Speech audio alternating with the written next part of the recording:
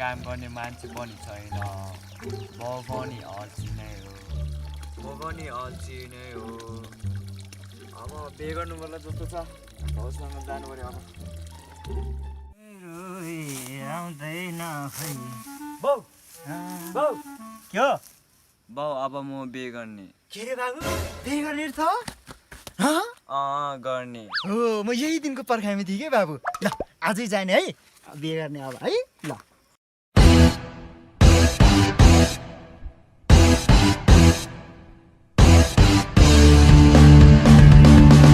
Jumbo आमा छोरा तेरो यो रूप त्यो माग्न जाँदा केटीले देख्यो भने ठक्कै बेहुला जस्तो छ हौ। मोराले तामाङ केटी हेर्न ला जस्तो छ अब ओ जमजम अब जमजम बाउ पहिलो पल्लो गाउँ जाने होइन त बाउ। त्यहाँ त राम्रो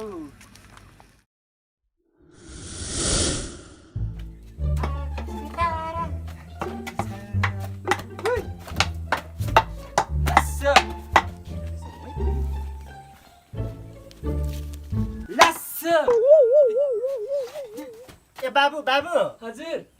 आउन नमस्कार बाबु नमस्ते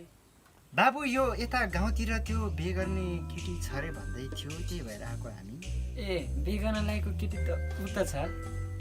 लाउन दाइ हामीलाई घर देखाइदिनु पर्यो। जमजम बाबु हुन्छ ए पखाइ म कपडा चेन्ज गरेर आउँछु ए हुन्छ जानुहोस् है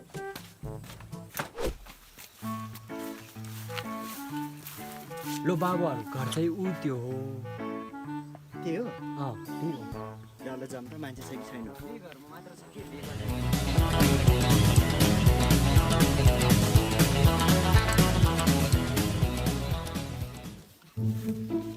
दुई ठाउँ रहेछ कताबाट पस्ने हो चुपबाट बोलाइनु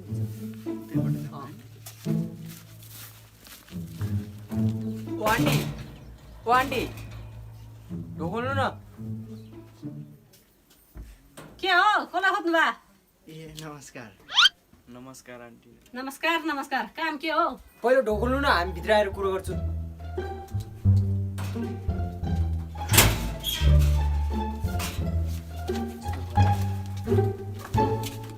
ल ल ल त्यहाँतिर बस्नु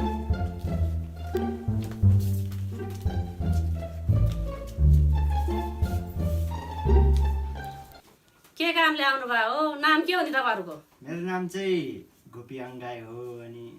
मेरो चाहिँ प्रसाद अङ्काई हो आन्टी। कुन गाई रे अङ्काई हो कि अङ्काई? माली गाई भने सुनेको थियो चौरी गाई भने सुनेको थियो यो अङ्गाई भने के हो त यो अङ्गाई भने यो पनि एउटा थर हो हजुरहरूले थाहा भएन होला। ए छोरी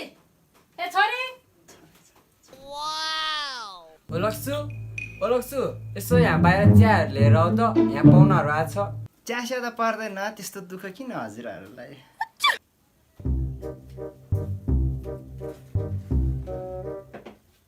चिनी छैन यसले पानी मात्र ल्याइदिएको देऊ न त किन हेरेर त देऊ न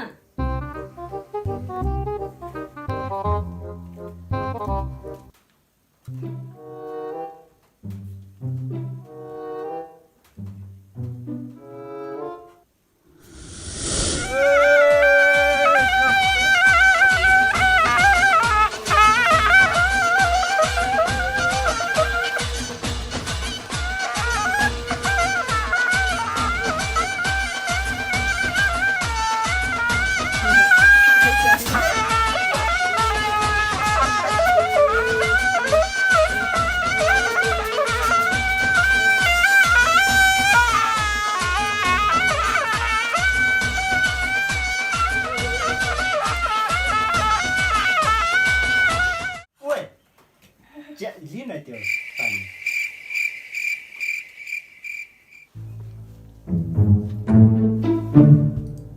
ल अङ्कल कुरा अगाडि बढाऊ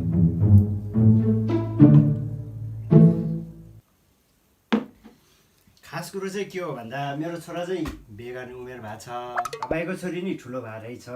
भर्खर देखेँ हेर्दा सानै देख्दो रहेछ उमेर चाहिँ कति हो तपाईँको छोरीको ए भनेपछि छोरी माग्न आउनु भयो तपाईँहरू हजुर हो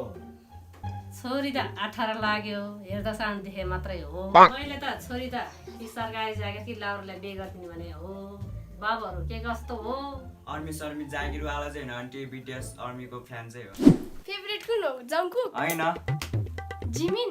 होइन आर्यम होइन के अर्को नै हो त्यसो भए बी त्यही हो बी त्यही हो ए यस्तो कुरा सोर भर अघि कुरो गर जागिरवाला चाहिँ होइन 12 सकेर बसिरहेको ए के जागिरवाला नै चाहिन्छ र सुख दुःखमा साथ दिए भइहाल्यो नि सुख दुःख होइन म त मान्छे हेरेर पठाउने मेरो छोरीलाई म दुःख दिन जान्न ए तपाईँको विचार चाहिँ त्यस्तो मेरो विचार चाहिँ यस्तै छ जसरी टक्का लिएर आइज पर्दैन मासु सासु लिएर आउन हामीलाई सासु चाहिँ नभन है फेरि गोरु बेचे सही लाउने होइन त्यही नि मासु किन्न पठायो होइन आलु प्याज किन्न पठाएको ल बाबु छोरी लाने भए कि सरकारी जागिर कि लाउरे बनाएर आउनु पर्यो ए कति जागिरको मात्र कुरा गर्न र हो इम्पोर्टेन्ट गरेछ म चाहिँ गएँ है जानु बाबु अङ्कल म गएँ है ल ल बाबु एकचोटि छोरीसँग कुरो बोल्नु मिल्छ छोरी छोरी हजुर ल बाबु जाऊ तपाईँ छोरी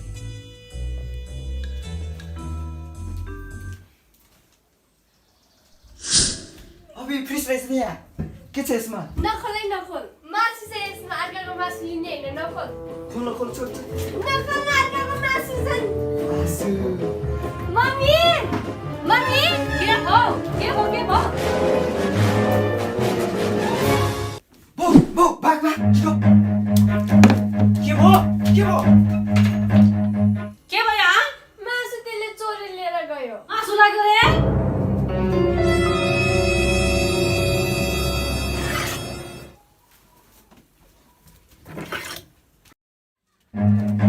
के भयो भने ओइ के भयो भने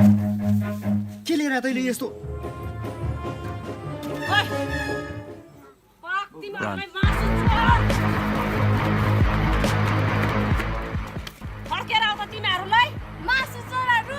काट्छु